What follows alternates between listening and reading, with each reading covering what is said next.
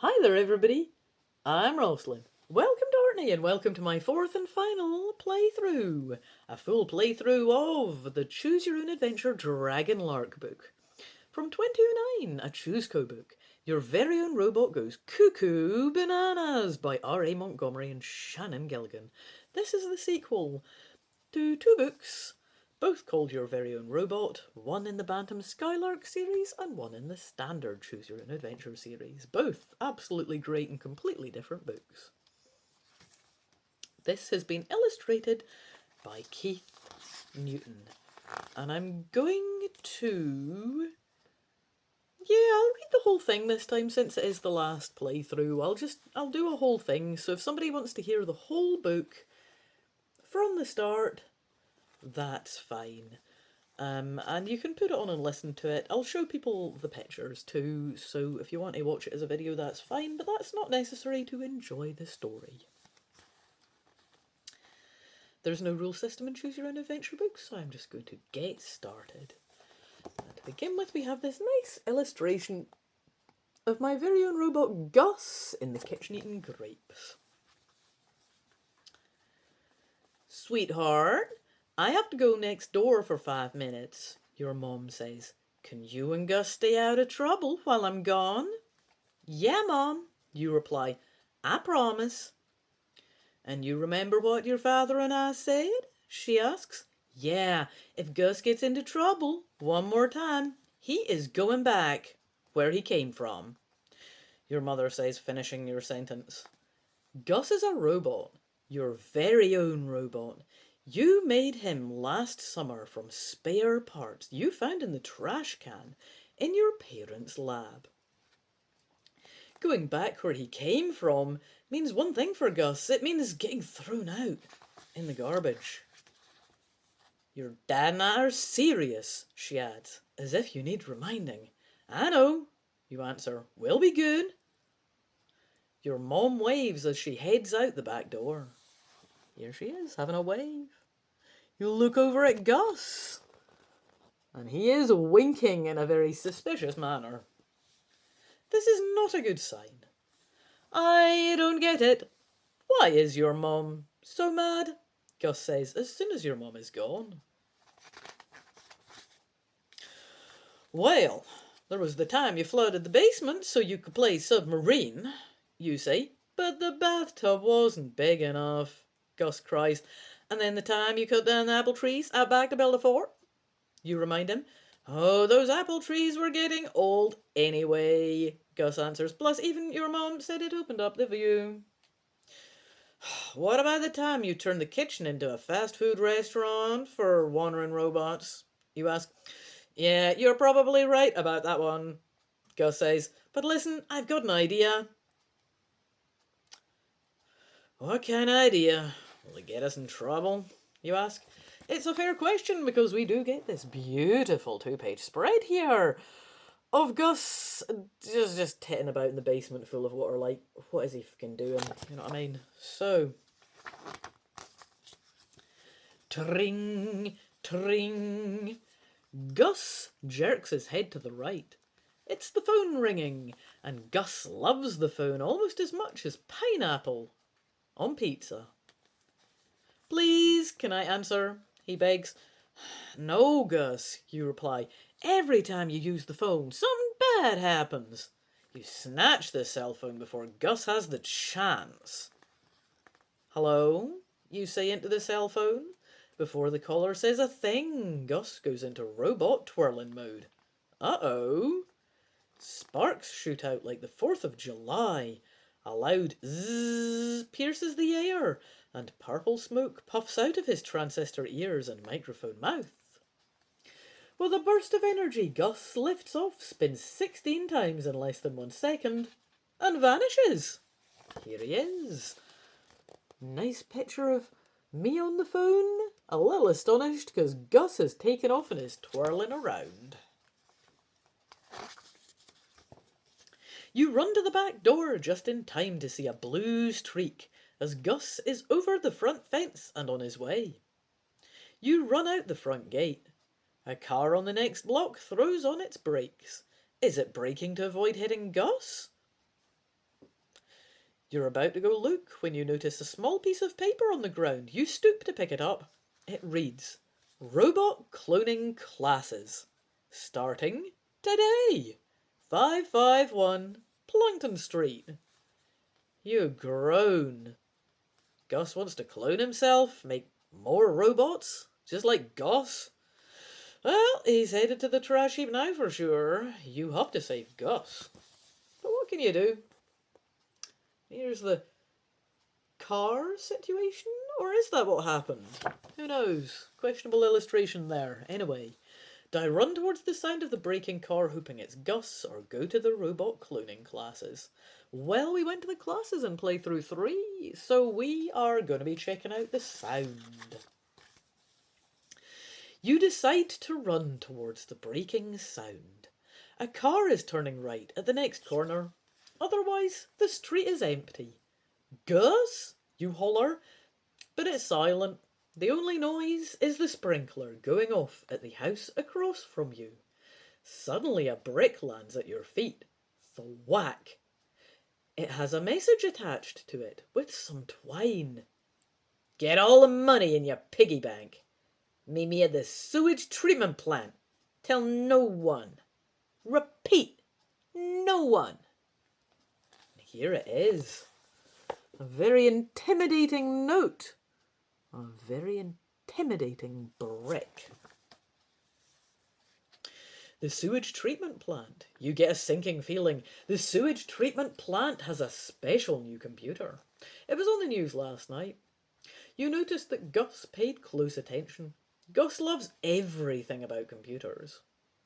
You have to act fast. Should you run back home, get your money and bike to the sewage treatment plant? Or should you choose the extreme option and find your friend Schuyler? You don't like Schuyler much lately. She's gotten really bossy. But Gus has a big crush on her. He'll do whatever she says. I get this picture of Gus having a crush. Look at this pillock. Heart's coming out of his eyes. Heart's coming out of his chest. Just because he fancies Schuyler. I don't know about this. Well, I can run home, get my money stashed, and sneak off to the sewage plant alone. Or I can ask Schuyler for help. It was Harry Hill last time, wasn't it? When I went on my own. Yeah, there was a previous playthrough. There were bullies, wasn't there? I went and asked Schuyler for help in the first one, but there was more to be done there, wasn't there? I'm going to go and ask Schuyler for some help. Right. I get this lovely picture of her too. Well, she seems nice. Schuyler stood there with a fairy wand or something in a very, very, very unique taste in clothing. It was mainly the flamingo pink glasses. That is quite a look she is pulling off there. Can we say that is respect?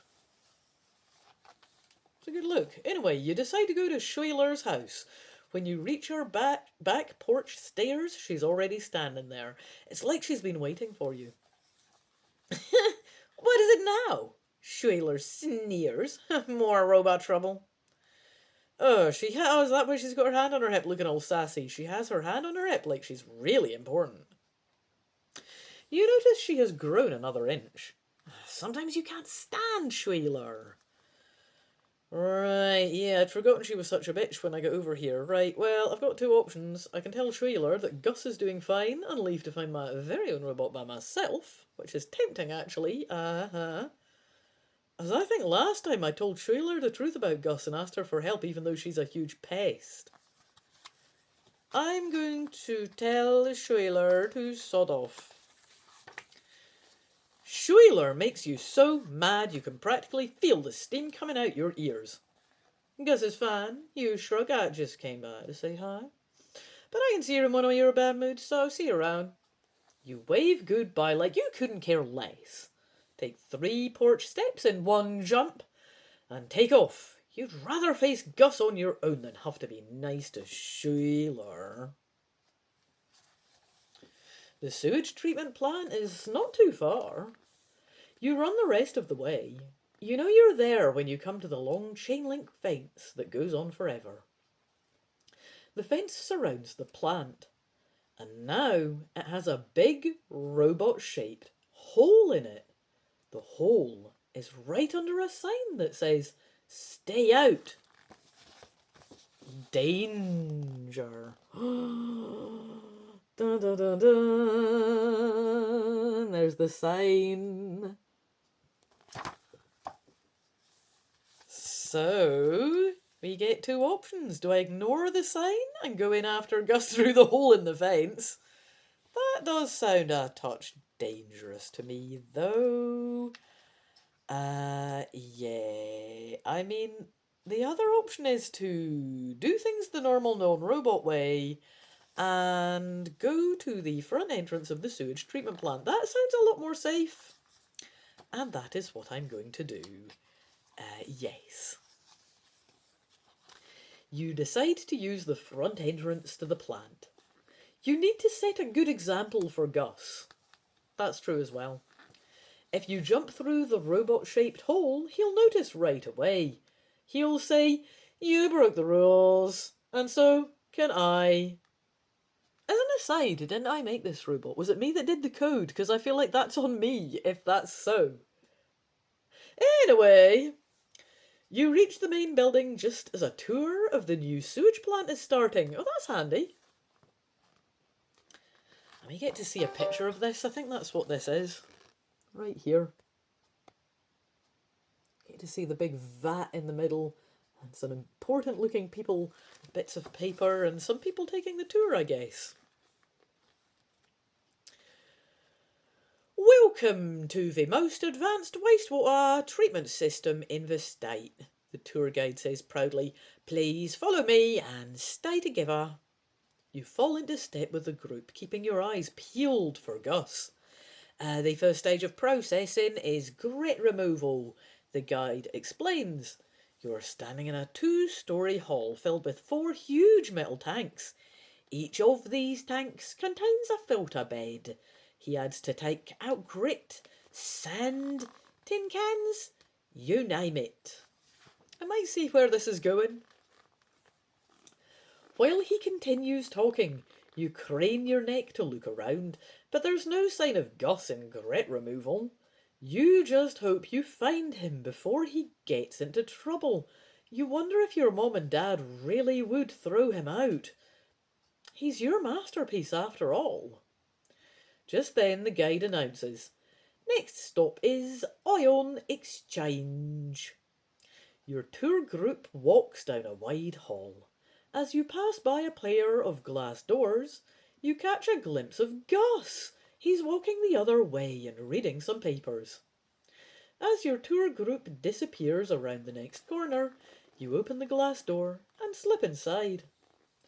"Gus," you say in a loud whisper, but he just keeps walking. "Gus," you repeat. He turns around, but it's not Gus. "I think you're looking for my cousin," the robot says. "Oh.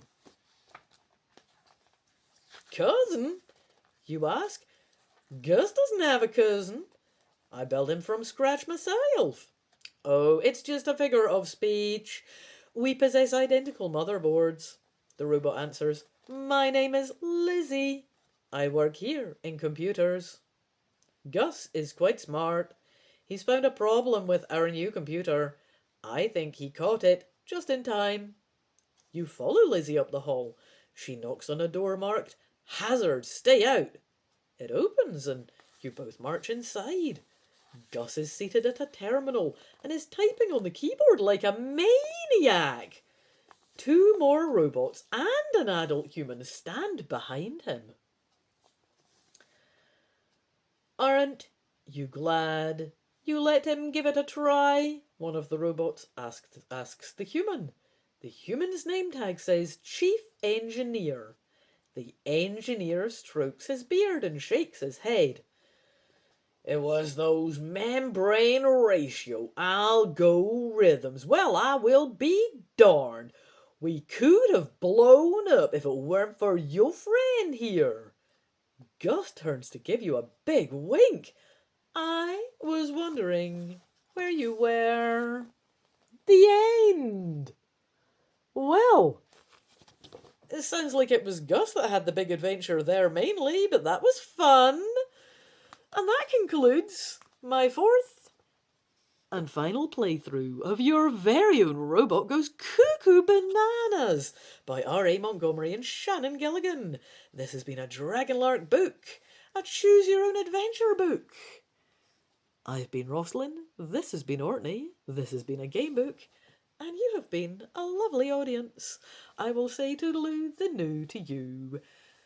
But I hope to see you for another playthrough soon. Bye!